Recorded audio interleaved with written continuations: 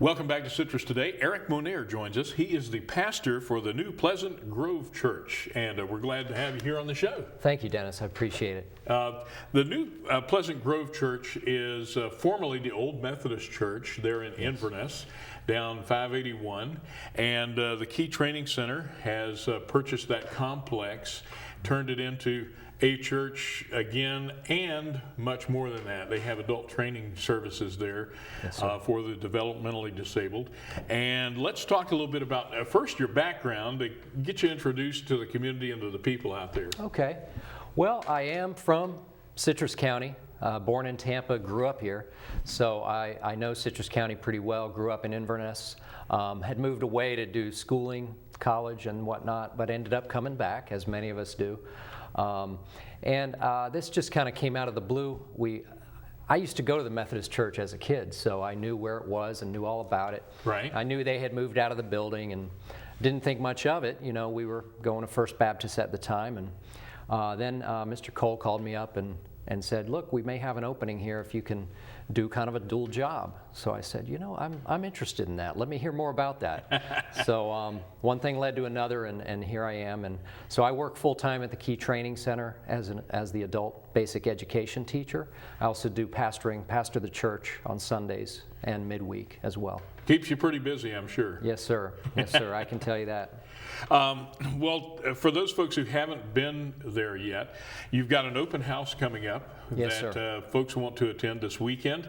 It's going to be pretty exciting because you've lined up tours of the facility to show what's been done. That's I right. think people, when they go in there, if they remember everything from the old Methodist Church, they're going to be surprised at some of the changes that you've made, and really a lot of improved items there. You're going to not only be doing tours of the facility during your open house, but you're serving food. You've got puppet shows. Yes, sir. You've got a bounce house, live entertainment.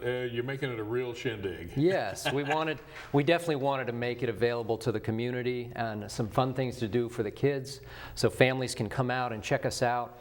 I'm sure there's a lot of people wondering, hey, what's going on in there? You know, and they can come and see the facility, take a tour, see the workshop where our key clients work every day. They work so hard doing closet-made products, and they get paid for that, and it's a great opportunity for them.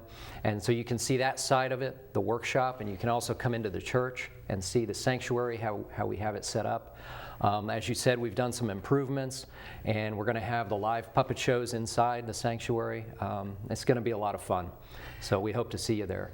Now, do you have some staff people who are helping you with the puppet shows, for example, or some of the residents, the adult day training folks that are going to be working in that program as well? Sure. You will meet some of the key clients. Will be out there volunteering.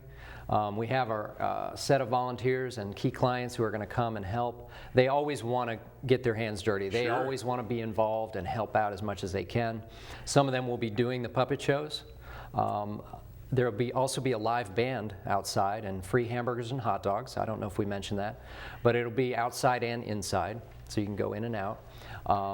Key clients will be out running the games. We'll have some games out on the yard, possibly helping you feed, with the food too. Right.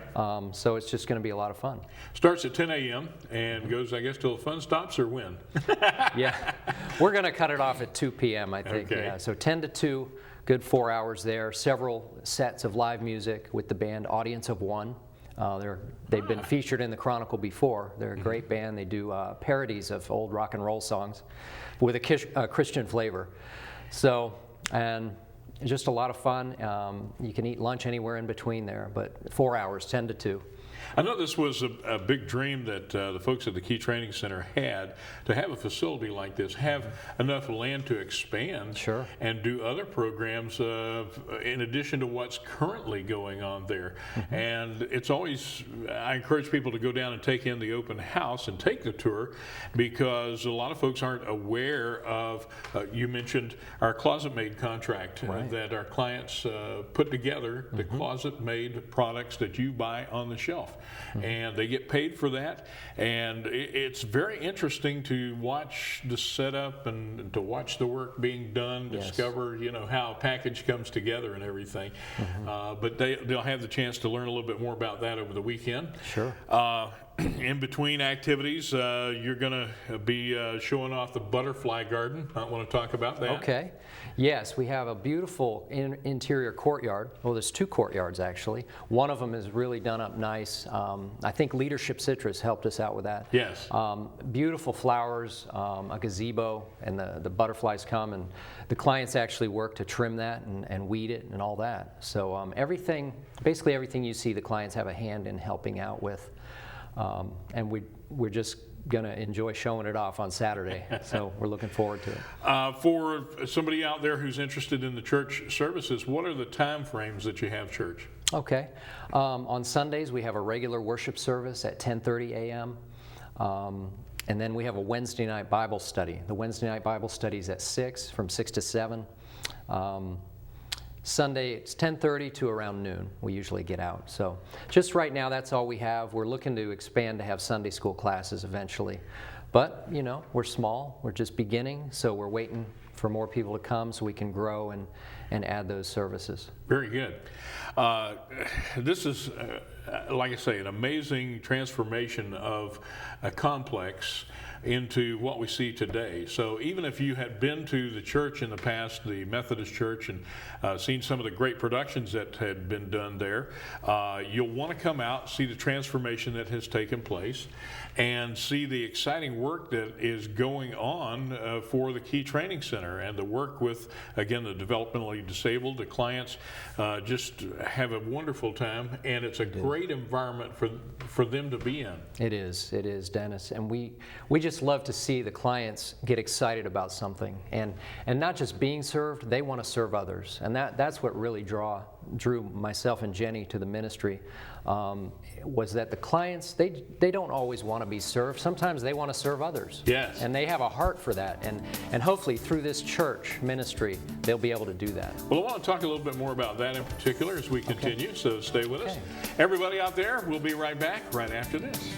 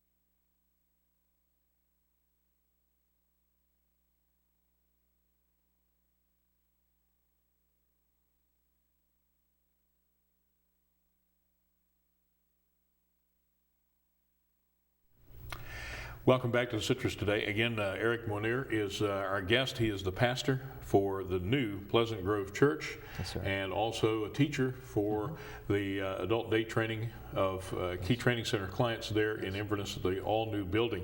It's an open house this weekend on Saturday from 10 a.m. until 2 p.m. The public is invited and urged to come out and enjoy all the fun. Again, we'll mention that there's hot dogs and hamburgers that you're going to be serving up free. There's tours of the building. There's puppet shows, bounce house, live entertainment, just a whole lot of fun going on. Everybody invited to come out. I want to talk to you in this segment a little bit more about what you have seen since you started working with clients with the Key Training Center, and now you're on the inside and you have these Sunday services and whatnot. What are some of your thoughts about the clients that you come in contact with, that you teach and you work with on a daily basis? Okay. Well, Dennis, it's so exciting to see the clients get to know themselves better. And what we tend to say, and this is my wife's term, I'll borrow it from her, they're all differently abled. We are all differently abled. We don't like to think of anyone as disabled, but differently abled. Right. We all have skills and abilities. We all have gifts from God. And what we're seeing is clients coming to know what their gifts are, not their disabilities, but their abilities and what they can do. And they want to use those abilities to serve others. And what we're finding in the church is people getting to know what they're good at and then using that to serve other people. And we're seeing that in the church setting. For instance, Lester, he's playing our organ now on Sundays, and we had an organ donated, and we just said, Lester, you want to come up and play? And he just came up and played. And we have that flexibility in the church service where we can let people come up and do what they're good at on the spot. We don't have everything planned out for several months like a lot of big churches do. Right. You know, if someone wants to get up and sing a song, they can do that, and we have the flexibility to do that. So we're just excited. When they come to know what their gifts are, then they can serve others, and that's what they want to do. They want to feed the homeless. They want to put clothes on people's backs.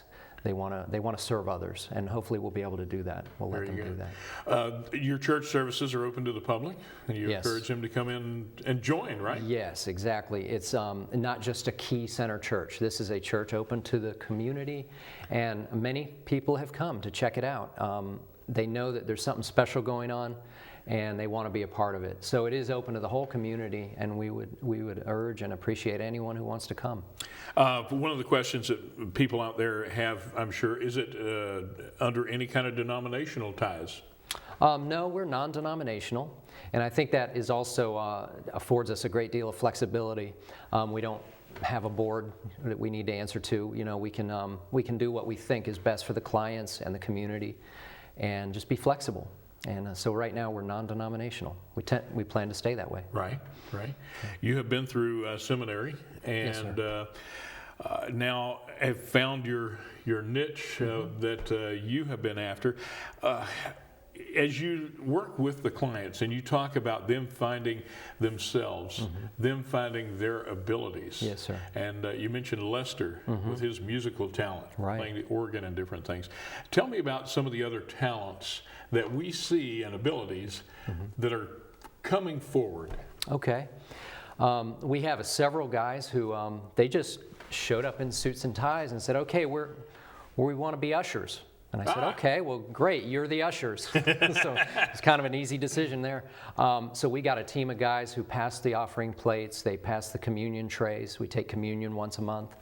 Other guys, Troy, Troy Davidson. Yes. He's my assistant, my right-hand man. So he does the announcements in the morning on the microphone. And we have others who sing. We want to start a choir. They've already voiced interest in that.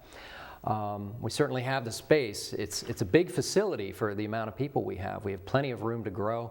The choir loft is all set up. We have an organ, an electric piano, and just people, those who want to be behind the scenes also, there's plenty for them to do as well. Some want to start in the food ministry.